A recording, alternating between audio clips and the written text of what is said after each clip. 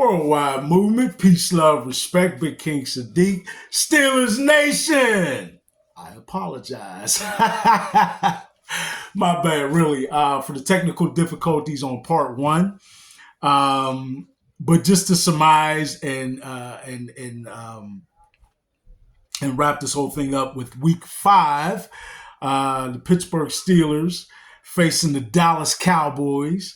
We left off talking about the Dallas Cowboys defense, right? Woe is me. Nah, I don't mean to, I guess I do mean to make fun a little bit of their defense. But like I said, I expect them to at least get better, right? They right now are, again, at the lower half of the league and close to the bottom at 25th, right? And unfortunately, so far, they have given up a total of 1,421 yards total offense so far. Not going to cut it. Okay. But that's the Dallas defense. The Pittsburgh Steelers defense, conversely, again, aside from last week's outlier, the Indianapolis game, the Pittsburgh Steelers defense has been fantastic. And even with that disappointing performance last week, the Pittsburgh Steelers defense still remains the 4th best defense in the league so far. And they have allowed 1,045 yards total. So again, you have the Dallas Cowboys coming in at 1,421 yards total offense allowed, ranking them 25th, and the Pittsburgh Steelers coming in at 1,045 yards allowed so far, having them coming in ranked at 4th. Okay, so a tale of two different defenses. Word life. All right. Again, I apologize for the previous technical difficulties, but we're going to wrap this up pretty quickly here. I would be remiss if I did not mention the standout players both on defense and offense. We'll start with defense since that's where we're at already. The Cowboys defensively, their leading tackler is Eric Kendricks with 42 tackles. He is a defensive back. I don't know that you necessarily want to have a defensive back be, in fact, I do know you don't want a defensive back to be your leading tackler, even a safety, right? You just don't want that because it shows people getting penetration into the layers of your defense. But still, he's their standout, and he's a really good player, right? The Pittsburgh Steelers, interestingly enough, also have a defensive back leading them in tackles, Deshaun Elliott with 30, a lot less tackles though, with 30. And I will add the caveat that Deshaun Elliott is one of those true in the box safeties that plays that way, right? In fact, that's really a good thing for the Pittsburgh Steelers because it is allowing Minkah Fitzpatrick to get back comfortable into his typical role of being able to roam around and make plays in the defense. So where it would seem on the surface not such a good thing like it is in the case of the Dallas defense, who is overall not doing very well.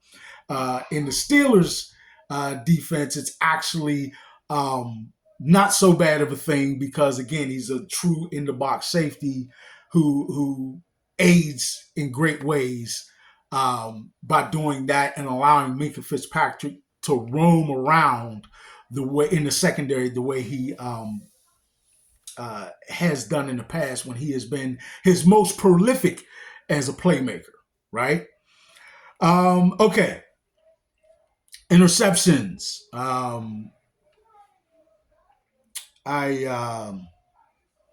Actually, they have I misstated that. I said that they had two players tied with one. They actually also have several players, and that's it's actually I'm glad I caught myself on that, right? Because the Pittsburgh Steelers have to take note. There is an area of defense where the Cowboys, or at least a position group, right, defensive backs on defense, the secondary, they're a little ball hockey, right? They're not necessarily the most proficient in pass defenses, but they will, if the ball's loosey goosey out there for an interception, they'll get their hands on it and haul it in. In other words, is what I'm saying. So, Eric Kendricks only has one, and there are several other players with one as well. So they're very much like the Pittsburgh Steelers in that regard. I apologize to them. Even though still overall their defense has not been very effective. And the Steelers, I already stated earlier, have four players tied with one interception. All right. Sacks is actually what I meant to reference when I said they have two players with two sacks. That is DeMarcus Lawrence and Eric Kendricks, right? Kendricks a playmaker for them, man. So we got to watch this dude, right? I told you he was a standout. All right. For the Steelers, we also have four players tied, but we are. So they have four sacks, which is not much, right? And their two leaders are both tied with two sacks.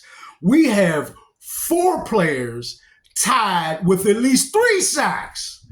So we're a lot more prolific, or at least a little more prolific. No, the Cowboys, I think, have 8 sacks total. And then they have 4 of them between two players, right? Okay, yeah, because they have 8 sacks total. We have 11 sacks total, and I said that incorrectly. 3 players tied with 3 sacks, and I believe 1 with 1 sack, which it gives us the. I don't know. Maybe we have 3 with 3, 1 with 2, and then 1 more with another player, I believe. But we have a total of 11 sacks. Either way it goes. Something like that. Excuse me for getting the numbers a bit jumbled. That's my bad. But we have 11 sacks total so far, and we've been a little better in sacking the quarterback. And we all know the Pittsburgh Steelers will indeed rack up sacks, so that number will climb higher and higher, rest assured. Okay, offensively, their standouts are, believe it or not. Now, earlier I told you that Ezekiel Elliott is not, in fact, their leading rusher. He's their number 2 rusher, but their leading rusher is Rico Dowdle, who's new to me, but Rico Dowdle, Dowdle, Rico Dowdle he's a pretty good player from all accounts. Has 134 yards rushing, which is not lighting it up, folks. I already told you about their woes in terms of rushing the ball. But I did want to point out that he's actually their leading rusher and not Ezekiel Elliott. For the Steelers, the rushing leader, of course, is Najee Harris, given the fact that he's their number 1 back, and also their number 2 back, Jaylen Warren, is been banged up pretty much most of the year, right? So we can understand that. Hopefully, he'll be getting back and play and healthy this week. But Najee has 228 yards rushing so far. All right. Okay. Their passing leader, obviously, is Dak Prescott with 1,072 yards so far. And you heard the other stats and whatnot I gave about that. He's by all accounts, playing pretty well this year. Maybe not necessarily his absolute best, of course, but, Dak is always a solid player and one of the best quarterbacks in the league. I'm just going to state that flat out, right? Certainly top 10, likely top 5, in that area. I would say definitely Dak Prescott should get that kind of respect. Okay, he does from me. Justin Fields, obviously the leader in passing for the Pittsburgh Steelers. Thus far, with Russell Wilson being hurt and not playing at all, so our quarterback has been Justin Fields with 830 yards. Not lighting it up at all, admittedly, but every game getting better and better and more prolific per game, evidenced by his 312-yard, I believe, performance last week, his highest of the year so far. So Justin definitely trending in the right direction. Shout out to Justin Fields. and that's pretty dope. All right. Receiving. No real mystery. CeeDee Lamb, the talented wide receiver for the Dallas Cowboys, comes in with 316 yards. I believe right around middle of the pack, maybe a little higher, but closer to middle of the pack, right? And certainly he's more than a middle of the pack talent. CeeDee Lamb is one of your better wide receivers in the league without question, right? So we got to watch out for him. And then for the Pittsburgh Steelers, George Pickens, right? Holding his own with 284 yards receiving, and we expect that number to climb incrementally and exponentially. Well, maybe not exponentially, but increase greatly week to week as our passing game continues to seem to be getting better and better every week, right? And George Pickens is second to no one in the league in terms of talent and seems to be growing into that number one role more and more and is certainly holding his weight. And shout out to George Pickens. Cheer. So, all right, folks, those are the standouts. That's pretty much the wrap up. The only other thing I do want to mention is there's a standout. Of course, we have a great tight end room with Pat Freiermuth, Dwayne Washington. I forget our other tight ends' names. Forgive me offhand. They haven't really been out that much, mainly due to injury. But I know our third tight end is very capable as well.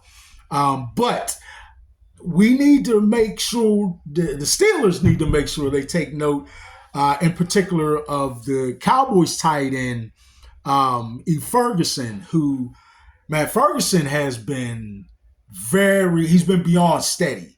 And he has been one of their more productive offensive playmakers. So he is what you might term a dangerous tight end, and they really, really have to pay attention to him. Okay. So, folks, again, forgive me for the technical difficulties, but that's the wrap up on week number 5. The Pittsburgh Steelers versus the Dallas Cowboys. I hope that is a complete and effective game prep for you and that you're now all prepared for Sunday Night Football, right? The Pittsburgh Steelers versus the Dallas Cowboys, week number 5. Thank you again. This has been another episode of Steelers Game Prep. Man, I love you all. Thank you. Please like, share, subscribe. Steelers Nation, let's grow this channel.